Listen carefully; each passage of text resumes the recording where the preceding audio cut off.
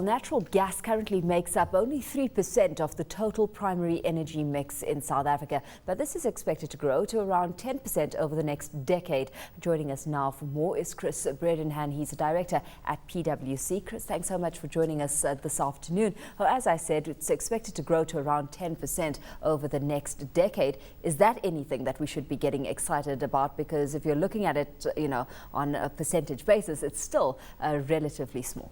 That is correct, yes. The expected growth is really based on the IRP 2010 and the expectation in terms of what was planned there.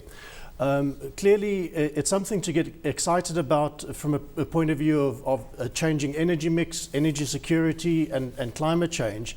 The question correctly to ask is that enough, and can we not do more?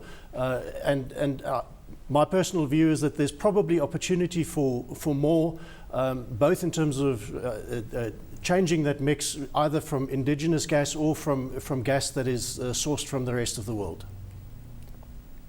Chris, just contextualise that 3% figure that Alicia just mentioned. If you look at developed world countries, for example, or even less developed countries, what is the mix over there in other jurisdictions?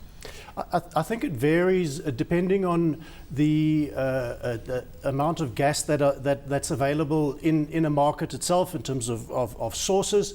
It also varies in terms of the other energy sources available to a market. So if you look at a market like Japan, for example, a significant portion of their energy comes from natural gas. A significant portion of the US comes from natural gas.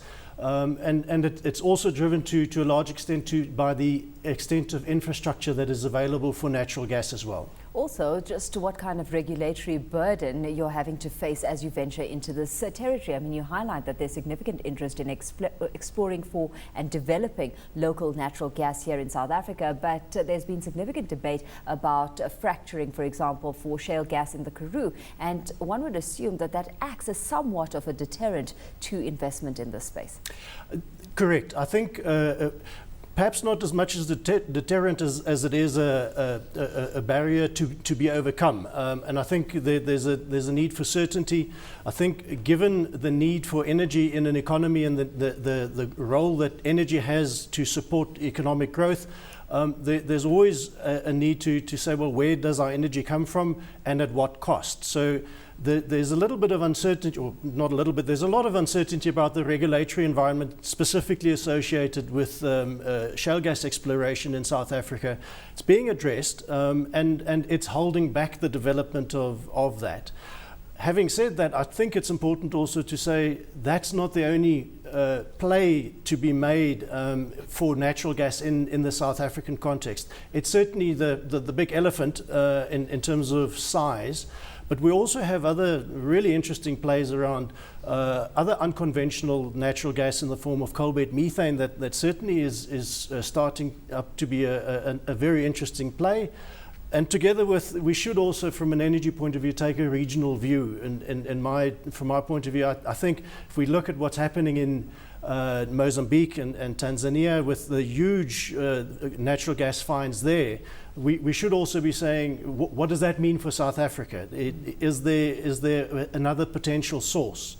We should also look at what's happening in Namibia. And recently, last week, the Kudu gas field seems to be gaining some momentum again after many years of no traction there, with an expression of interest being issued for contracting to do about 800 megawatts of power, of which half is expected to come to South Africa.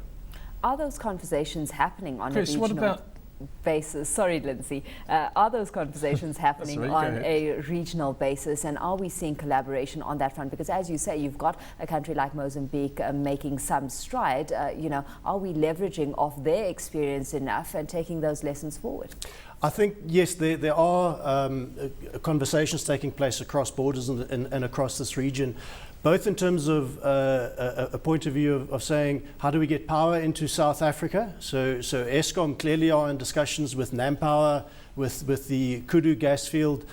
Petro SA are in discussions with the Mozambican government around a gas to liquids plant that might be built in Mozambique, together with various other discussions And obviously Sasol is sourcing their gas from Mozambique as well. So there's already an existing supply of natural gas from Mozambique into South Africa. Chris, just very finally and very quickly, the fact that this figure of the energy mix of, in terms of gas is only 3% tells me one thing. There's been maybe some barriers to entry, maybe some inertia, maybe some lobby groups that don't want gas to be a bigger part of the energy mix. What are the barriers over the next decade that you quoted earlier on from going to 3% to 10%? There are a few barriers. I think, firstly, we've got a problem in terms of our infrastructure. So from a pipeline point of view, we don't have a lot. The pipeline network from Mozambique into South Africa exists, and there's a distribution network in Gauteng and a network going down to KwaZulu-Natal as well. I think if we are looking at importing natural gas into the country, we do not have any existing import facilities in the form of liquid natural gas importation, so we need to address that as well. I think the other key barrier in terms of local development clearly must be the environmental and regulatory issues around shale gas development and getting that in place as well. So we need to make sure that we are protecting the environment and preventing the risks associated with shale gas development as well.